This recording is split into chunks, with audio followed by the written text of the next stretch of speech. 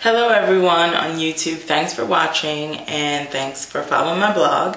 I figured that since this is going to be posted on my blog about hair, that I should probably answer some questions about my hair. I'm going to do some frequently asked questions that I see other people ask other sister lock wearers, and also some that I get in my inbox and in my comments and in response to my videos. How many locks do I have? Basically, I have 442 sister locks, or that's how many were installed. At this point, I'm really not sure exactly because I don't have the time to be counting. So I was like, look, make them all medium to large, but they said the ones around the edges had to be probably small to get that whole versatility thing, which is what most people go for when they go get sister locks. Are they sister locks? Well, in theory, yes. I mean, I went to a sister lock consultant. I got them started by a sister lock consultant in the sister lock parting pattern. They were installed in a reverse 4 pattern with sister lock tools.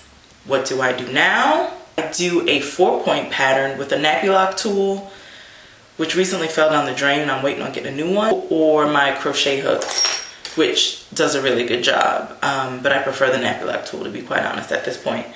Are they nappy locks? Are they sister locks? They're locks. They're micro locks. They're in a small pattern. There's a bajillion of them, or 442 of them. So I just call them sister locks for simplicity's sake, to be found on the internet when people look for sister locks. I mean, my journey is a sister lock journey. It just might be different than someone else's. So I call them sister locks, but hey, I'm all for people who are like sister lock elitists and don't want to recognize them as sister locks. Y'all don't pay my bills.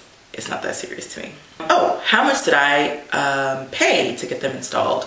Well, I got them installed in London. I had big chopped a few months before that, so it wasn't that much hair, and it was 350 pounds to get them done.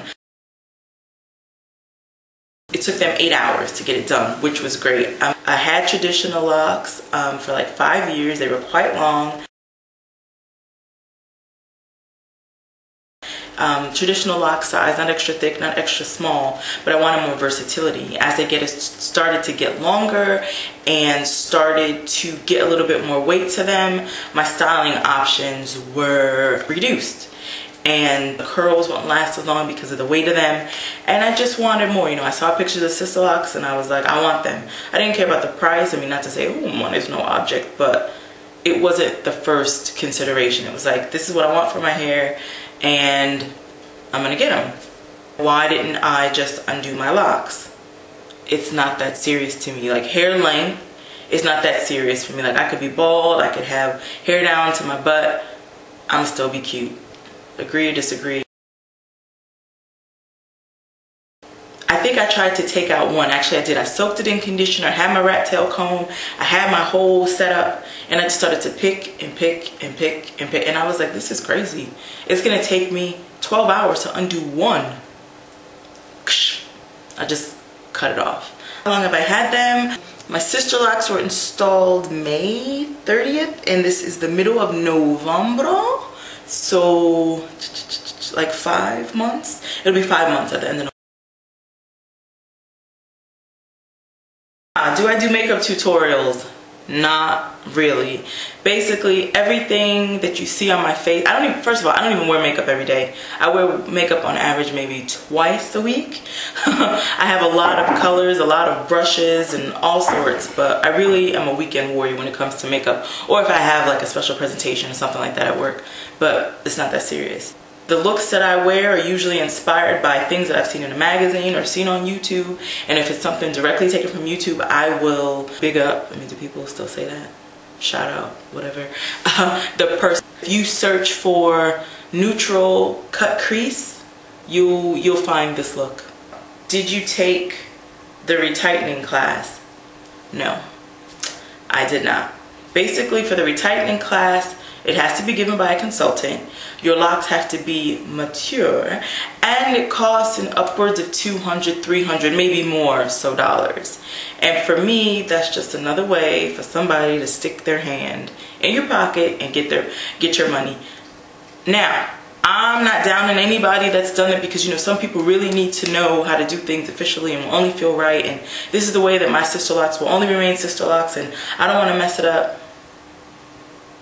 I'm really comfortable with my hair, and in my eyes, there's no way I can mess up locks. Like, they're locks. I mean, I understand that they're small and they need to be maintained. I would never start palm rolling them because they're so small. But I didn't need to take a class to try and figure it out. I mean, I'm a real crafty, hands-on person. And if it's something that I can figure out myself, either by tutorials or just watching somebody do it 1 or 2 times, I'm gonna do it. I was trained as an engineer. And I always say it's not rocket science, but you know what? Rocket science really isn't that difficult. It's not brain surgery. You take a tool, you interlock the hair in some sort of pattern, and then your hair grows, and the new hair you interlock into some sort of pattern. You may need some initial guidance on which pattern might be better for your hair, but that's also trial and error too. I mean, if some of my locks you can tell, you know, were sister locked and then interlocked and then 3-point, 4-point, that's my journey. But I didn't see the need for a course.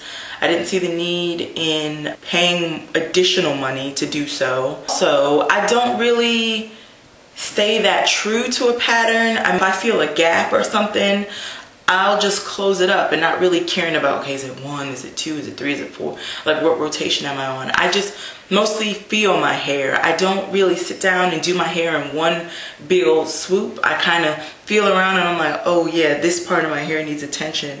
Let me get in it. And, you know, I'll bang a part out in about, you know, 2 hours. And I do, you know, kind of stick to a pattern, but like I said, if I feel, I mean, let me think if I could find one. I'm not gonna find it in this massiveness of hair. But if I feel, and I just felt it the other day and I was like, I need to get in there. Sorry about that water heater, y'all. It's a cold day today. If I feel one and it like has gaps and stuff, I'll just close it. And sometimes I have gaps in the middle of them. And I think Kalia Dewdrop has a video, and also Nubian Lock Princess, I think, has a video on closing up gaps in your locks. I mean, I would just suggest that anybody that is interested in sister locks to do research.